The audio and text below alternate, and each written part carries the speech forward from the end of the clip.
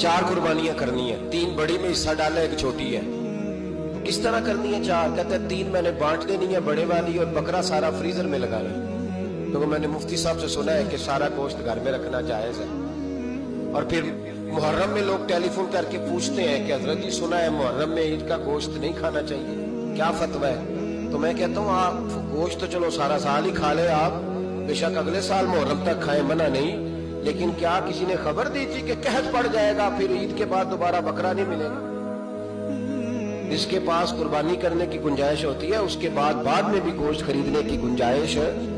यार ये दाएं बाएं जो लोग हैं ये हमारे हैं। अपने गरीब बहन भाइयों पर तवज्जो करें, खुद आ गए हैं। और एक बात और कह दूं, कुर्बानी वाजिब है, नमाज फर्ज है। तो कुर्बानी का बहुत ज्यादा ध्यान रखने वाला अगर नमाजी ना हो तो इसका मतलब है उसने कोई कमाल काम, इसलिए हज़रत बाबा बुल्ले शाह साहब ने कहा था कि तुसी नफ्स ते छुरी फेर दे नहीं, बस दुंबे कीती जांदे हो, फर्ज भुलाई बैठे हो ते नफला नीती जांदे हो। और दसो ते सही बुल्ले शाह नू एक की कीती जांदे हो। भाई याद रखना, जिस तरह कुर्बानी की फजीलत बहुत ज्यादा है, इस तरह ताकत के बावजूद कुर्बानी ना करने वाले के साथ जो दीन के अंदर शिद्दत है वो भी बड़ी सख्त है। मेरे रसूल पाक सल्लल्लाहु ताला अलैहि वसल्लम ने इरशाद फरमाया, हजरत अबू हुरैरा रदी अल्लाह ताला अन्हु हदीस के रावी हैं, हुजूर सल्लल्लाहु ताला अलैहि वसल्लम ने इरशाद फरमाया, जो वुसअत के बावजूद कुर्बानी ना करे, ताकत के बावजूद कुर्बानी ना करे, अल्लाह ने इस्तिताअत दे रखी थी लेकिन इसने अहमियत ही नहीं समझी, ये इस तरफ इसने तवज्जो ही नहीं की। फरमाया जो ताकत के बावजूद कुर्बानी ना करे वो हमारी ईदगाह में नमाज पढ़ने भी ना आए, वो हमारी ईदगाह के करीब ना आए। हिस्से डाले जाते हैं कुर्बानी के हिस्से, तो 6 हिस्से हो गए, अब 7वां हिस्सा मिल नहीं रहा, तो एक तगड़े से बंदे के पास जाके मालदार से कहा कि चौधरी साहब हिस्सा डाल ले, एक हिस्सा कम है। चौधरी साहब कहने लगे कि मैंने तो पहले भी 4 बकरे लिए हुए हैं, तो चलो अगर तुम कहते हो तो चलो बड़ा गोश्त आ जाएगा, टिक्के ही बना लेंगे, चलो बड़ा गोश्त भी 10 किलो आ जाएगा, तो कबाब के लिए रख लेंगे, चलो रख लो हिस्सा। अब 6 बंदों की नियत कुर्बानी की, 7वें की गोश्त की, उसकी नियत कुर्बानी की, पिछले 6 की भी कुर्बानी नहीं होगी, वो भी गए काम से। अब इस बात को समझें कि कुर्बानी का मतलब यह है कि खालिस अल्लाह की रज़ा के लिए मखसूस वक्त में मखसूस जानवर ज़िबा करना।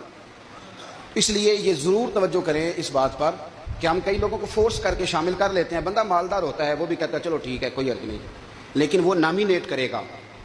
अगर उसने अपनी कुर्बानी रख लिया तो फिर वो बताएगा। ये कुर्बानी हजरत इब्राहीम का तरीका है। हुजूर ने अगरचे नबी पाक की अपनी सुन्नत थी, ये भी कह सकते जो सुन्नती व सुन्नती अबीकुम इब्राहीम, मेरी सुन्नत है और तुम्हारे बाप इब्राहीम की सुन्नत है, ये नहीं फरमाया। जब सहाबा ने कहा कुर्बानी क्या है, फरमाया सुन्नती अबीकुम इब्राहीम, ये तुम्हारे बाप इब्राहीम की सुन्नत है। आपने कुर्बानी करनी है, कुर्बानी लेनी है तो उसमें भी ज़ौक़ हो। जो है ना बड़ा मुश्किल है, जाना पड़ेगा, पैसे लगेंगे, क्या आपने उससे कमाया, क्या आपने कुर्बानी दी, उसका एक जायका लें, मतलब शौक पैदा करें, खुद चल के जाएं। मैं खुद जाता हूं जानवर देखने के लिए, एक मेरा ज़ौक़ है, ना हम कुछ करेंगे ना हमें कोई तरीका आता है रेट करने का, लेकिन ये कि आपका ज़ौक़ तो सलामत हो ना कि कुर्बानी करनी है। वो बोझल बोझल कदमों के साथ उसका कोई मज़ा नहीं, अच्छे ज़ौक़ के साथ कुर्बानी करें। बहुत सारी चीज़ों को खुद ब खुद मुश्किल कर लेते हैं। टीवी पे खबर आती है फैसलाबाद के 2 बैल हैं, भोलू और ढोलू, पता नहीं कितने मन उनका वजन है। उनसे पूछा जा रहा है कि भोलू ढोलू खाते क्या है, तो कहते हैं बादाम खाते हैं, मक्खन खाते हैं। ये जनाब पता नहीं इनको दूध कितने किलो रोज पीते हैं, और भोलू ढोलू बेचारे से खुद नहीं चला जा रहा, लग ऐसे रह जैसे वो खुद कह रहे हैं मेहरबानी करो हमें ज़िबा कर लो, अब तो उठा बैठा भी नहीं जा रहा। ओ खुदा के बंदो, दीन की असल हकीकत को समझो। ये तो हुजूर ने फरमाया खूबसूरत जानवर लाओ, ये किस हदीस में आया है कि उसे बादाम खिलाओ? आज लोग इंसानों को रोटी नहीं मिल रही और जानवरों को बादाम खिला रहे हो। को खाने इसके हिस्से में जो अल्लाह ने शय रखी है ना वो चारा है, इसको चारा खिलाओ और अच्छे तरीके से पेट भर के खिलाओ।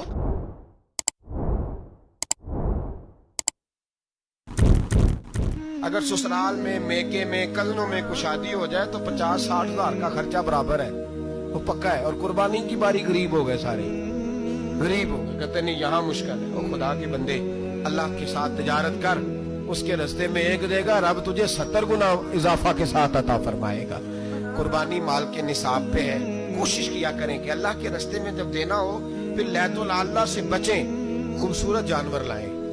جن کو اللہ نے توفیق دی ہے ان کے لیے نصیحت ہے، جن کو اللہ نے توفیق دی.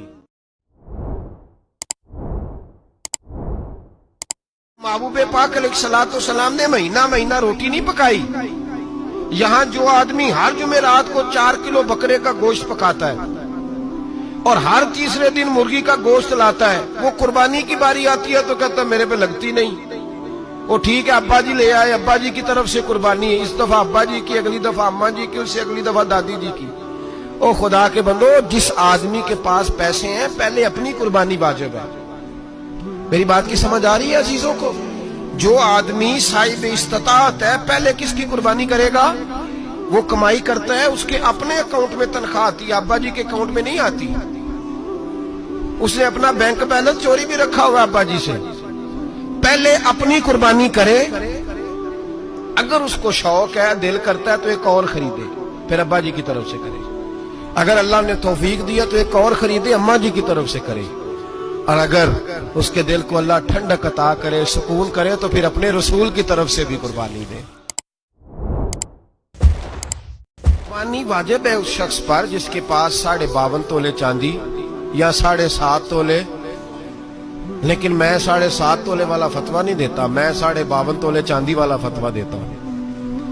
اس لیے کہ 52.5 تولے چاندی تو شاید تولہ یا 1.5 تولہ سونے کے برابر ہی ہو جائے. ٹھیک ہے نا جی؟ امام شافعی رحمت اللہ علیہ فرمایا کرتے تھے جس نے 3 کمروں کو تالا لگایا ہوا ہے وہ 3 کمرے فارغ ہیں، اس کے کسی کام کے نہیں. ان کی قیمت کا حساب لگائے. چھت پہ سٹور بنا دیا ہے، کوئی مطلب نہیں اس کا. اور جو ویسے رکھی ہوئے ہیں کوئی معنی ہی نہیں کمرے کا. ماتے تھے حساب لگائے، قربانی کرے. رب کریم کی بارگاہ میں دینے کا جب معاملہ آیا تو تو گول کر گیا کام. محبوب پاک علیہ الصلوۃ والسلام نے مہینہ روٹی نہیں پکائی. یہاں جو آدمی ہر جمعرات کو 4 کلو بکرے کا گوشت پکاتا ہے اور ہر تیسرے دن مرغی کا گوشت لاتا ہے، وہ قربانی کی باری آتی ہے تو کہتا ہے میرے پہ لگتی نہیں. وہ ٹھیک ہے ابا جی لے آئے، ابا جی کی طرف سے قربانی ہے، اس دفعہ ابا جی کی، اگلی دفعہ اماں جی کی، اس سے اگلی دفعہ دادی جی کی. او خدا کے بندو، جس آدمی کے پاس پیسے ہیں پہلے اپنی قربانی واجب ہے. میری بات کی سمجھ آ رہی ہے عزیزوں کو؟ جو آدمی صاحب استطاعت ہے پہلے کس کی قربانی کرے گا؟ وہ کمائی کرتا ہے، اس کے اپنے اکاؤنٹ میں تنخواہ آتی ہے، ابا جی کے اکاؤنٹ میں نہیں آتی. اس نے اپنا بینک بیلنس چوری بھی رکھا ہوا ابا جی سے. پہلے اپنی قربانی کرے. اگر اس کو شوق ہے، دل کرتا ہے تو ایک اور خریدے، پھر ابا جی کی طرف سے کرے. اگر اللہ نے توفیق دیا تو ایک اور خریدے، اماں جی کی طرف سے کرے. اور اگر اس کے دل کو اللہ ٹھنڈک عطا کرے، سکون کرے، تو پھر اپنے رسول کی طرف سے بھی قربانی دے. بکرا، چھترا، دمبا 1 سال کا یا دمبا 6 مہینے کا ہو پر اتنا بڑا محسوس ہوتا ہو کہ لگے کہ 1 سال کا ہے، اس کی قربانی ہو سکتی ہے. جانور میں کوئی عیب نہیں ہونا چاہیے.